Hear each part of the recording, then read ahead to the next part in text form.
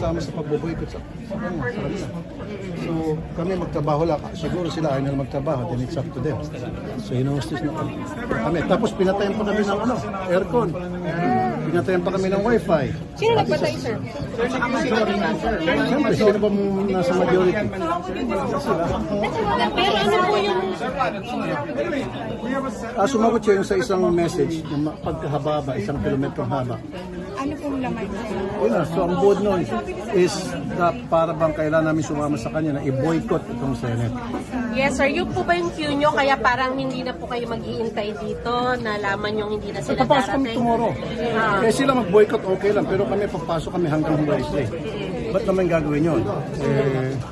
Kung may balak silang i-boycott tong Senado, sila lang. So that's the term, sir, boycott ang ginawa ng majority. Parang gano'n yung tema ng message ni SP Alan. Na kasi dapat daw we have to show independence sa Senate, ng Senate daw.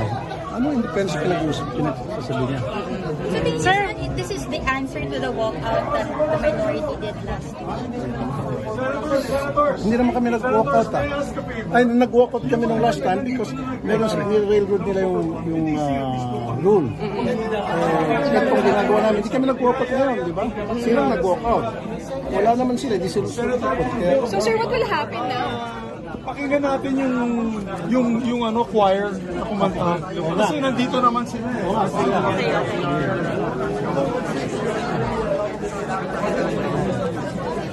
Kasi may choir